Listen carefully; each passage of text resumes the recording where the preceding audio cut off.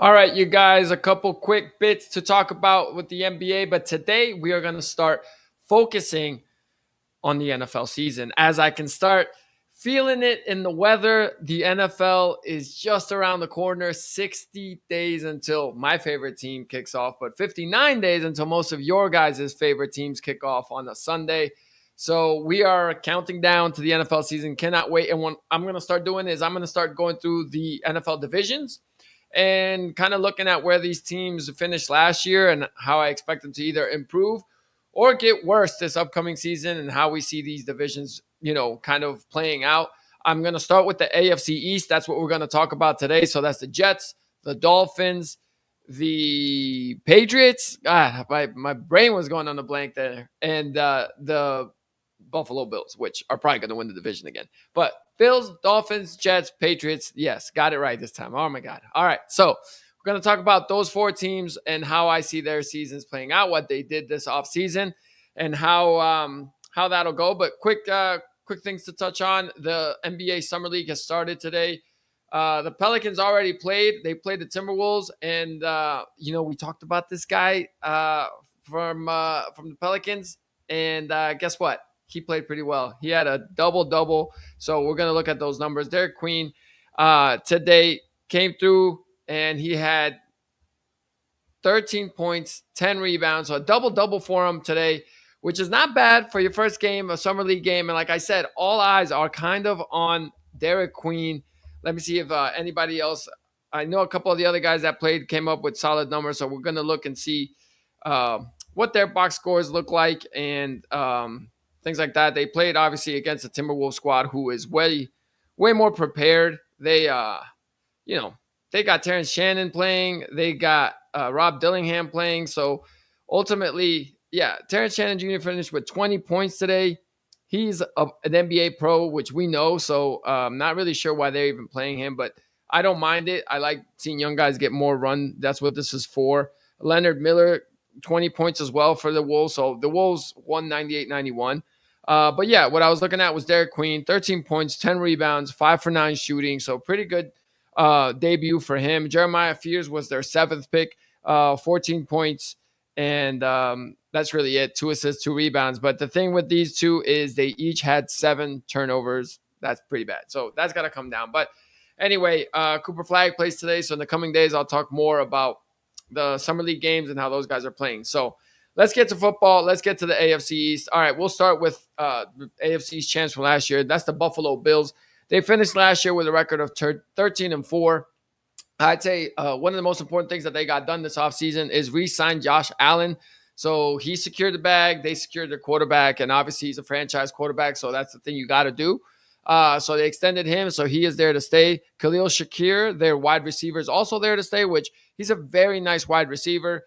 He's kind of a borderline number 1, but he kind of can go between a 1 and a 2. It's kind of hard to tell with him. I wouldn't preferably have him as my number 1 wide receiver. But when you got him and a kid like Keon Coleman, who was their first-round pick last year, that's not bad. Obviously, at that point, you expect one of these guys to kind of, become the natural number 1. But ultimately, if it's not Keon Coleman, you got 2 number 2 receivers that are kind of sharing the duties of a number 1. But it was important to keep him around and re-sign him, as that wide receiver room hasn't been as explosive since Stephon Diggs left. But it's fine because they have tight ends that could do it, and they have Josh Allen who can make plays and also takes a lot of the salary now. So they got to kind of get more creative with how they're going to spread the actual wealth with this team. So that wasn't bad. One of the things, obviously, last year they lose out in the playoffs when they lose to the Kansas City Chiefs by a field goal, and it seems like the same story every time for the Buffalo Bills. They lose to the Chiefs every time. But if there's one thing that I do like that they did, even though it was kind of risky, is they didn't re-sign him. He came over from the Chargers. They signed Joey Bosa, the defensive lineman from the Chargers. So I do like the fact that they're realizing, all right, the teams that have success against Patrick Mahomes, it's because they pressure the heck out of him with their front, and they're able to get in his face. We saw the Eagles do it, obviously, in the Super Bowl, the year that Tampa with the Brady Bucks beat them in the Super Bowl. It's because Mahomes just had no time. And the Chiefs, we'll talk about the AFC West another time, but their offensive line may have gotten a little bit weaker. So ultimately, they're relying on a rookie, and the Chiefs are kind of trying to keep their offensive line strong, but they lost a couple pieces. So if there's a weakness there with the Chiefs, and that's the team to beat in the AFC, that's what you got to do is beef up the D line. I think the Bills could have done more, but again, they're kind of limited with their salary. When you have a franchise quarterback that you got to extend and give all that money to, like that's what happened. So big things to watch with Buffalo Bills is, can Keon Coleman take that next step, and can the defensive line get better? Von Miller was hurt last year, so obviously with him coming back, you hope that helps as well. But they are older and they got vets on that line, so ultimately you'd want a young guy kind of breaking through and starting to make plays there. But that is, I think, the key to their season. We know Josh Allen and the offense will be the same, if not better, next year. But can the defense and the defensive line force more pressure? That would be huge for them. The Miami Dolphins. This is a team that I just think has plateaued.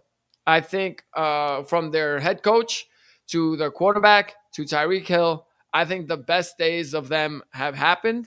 And I kind of feel like Mike McDaniel's on a hot seat in a weird way. I think if this team doesn't get off to another good start, which they always do, the problem with them is they get off pretty solid starts and the weather turns cold and their game turns cold and they start losing. So if the Dolphins start off not hot like they normally do, suddenly I think that seat is also going to get hot for Mike McDaniel. So we'll see what ends up happening there. The big news coming out of Miami is they traded Jalen Ramsey and Jonnu Smith to bring Minkah Fitzpatrick, the safety that was in Pittsburgh.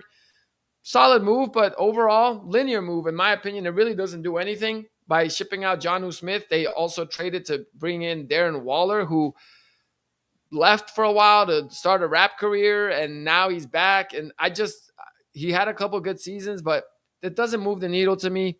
I think the Dolphins are not going to be great this year. I think this division is getting a little bit better, and we'll get to that soon. So I just think that the Dolphins, in my opinion, are not going to have a great year. And yeah, I think after this season, the major changes are coming. I think it's going to start with the head coach and probably Tyreek, because I think Tyreek Hill, on that kind of contract, you want to start moving on from that and maybe start, especially if you're towards the bottom of the standings and you're going to get a solid draft pick, start building for the future.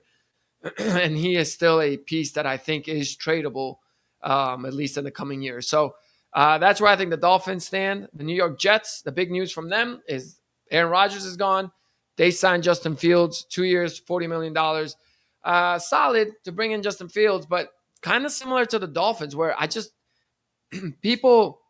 Aaron Rodgers has this cloud over his head that people don't like him ever since the COVID thing. Like, get over it. Like, the COVID thing was 4 or 5 years ago. He didn't break any laws. He didn't break any rules. Like, all right, like, yeah, would I wish he was transparent about it? Sure. But we're talking about football here, and we're not trying to talk about guys' decisions. Guys are selfish with their health decisions all the time.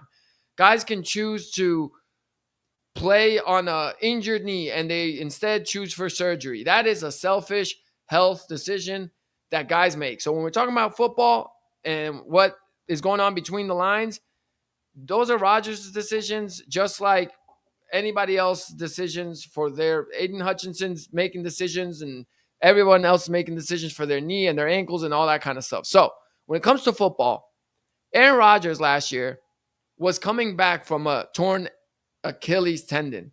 And let me tell you something. Towards the end of the season, he's kind of started looking better. He kind of started, playing better QB. And I'm not saying he was a top 5 or a top 10 quarterback, but he also wasn't as bad. And I'm pretty much saying Justin Fields is going to come in, and if the Jets are lucky, going to play about as well as Aaron Rodgers was playing towards the end of last season. So that's what you hope to get from Justin Fields, and that's what you were disappointed in getting with Aaron Rodgers. Now, when taking into account also towards the end, Devontae Adams was there, and now he's not there anymore, that's another thing that you got to think about if you're the New York Jets. So, your weapons are worse. Justin Fields, let's say, is even to what Rodgers was producing towards the end of last year. I guess you bring in a new coach. You got Aaron Glenn now. Robert Saleh is out, so that's fine. But this team was 5-12 last year, and I don't expect them to be much better than that. So I really don't. And you can try to convince yourself that Justin Fields will be the one, but two teams have already given up on Justin Fields, with the first having picked him fairly high in the draft. So at this point, I think he is what he is. He's a solid quarterback, but he ain't a top quarterback. And without a top quarterback with those weapons, I don't think the Jets are going many places. I also think that they might be dealing with some drama. We'll see how it goes. But Garrett Wilson doesn't have an extension. Sauce Gardner doesn't have an extension, and they're eligible for that. And when camp starts, we'll see if those guys show up or how they choose to handle that.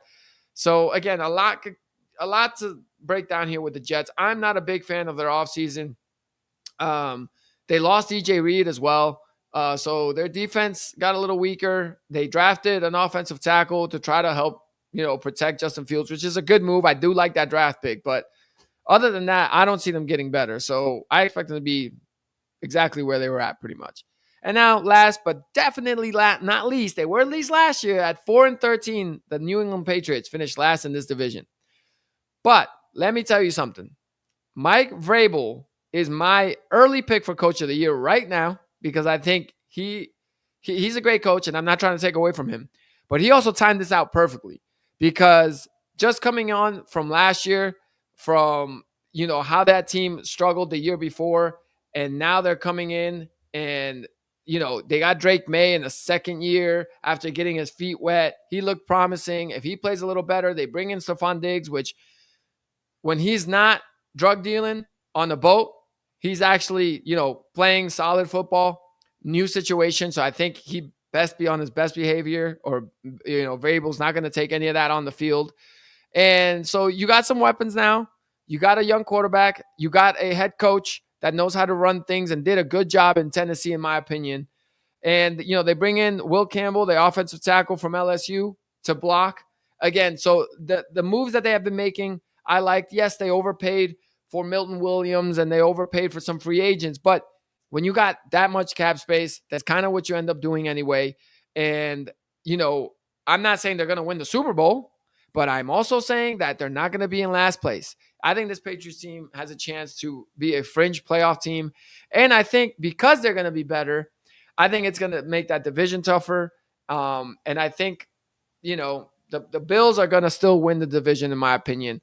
I think the Bills are going to finish the season at 12-5. That's my prediction. Buffalo will be, the AFC East champs again at 12-5. But I do think that the Patriots have a chance to be 9-8 this year, and they'll be second place in that division, 8-9 or 9-8. But at that point, you're looking at a possible wild card spot. I do expect the Patriots to be way better. That would be, if they're 9-8, that's a 5-win improvement, which is a lot. But that's why I think they will be 9-8. I think Mike Vrabel will win Coach of the Year because of it. And I think they'll be great. The Dolphins, I think, will be probably looking at a 6-11 season, in my opinion, something like that. And I think the Jets are going to be about the same, 6-11 or 5-12 again. I do not see those teams improving. If anything, I see them getting a little bit worse. And that's all I got on the AFC East. Let me know if you guys agree or disagree. And I will continue on through these divisions and keep breaking them down as we're starting to see some light at the end of the tunnel when it comes to football season. So I'll talk to you guys soon.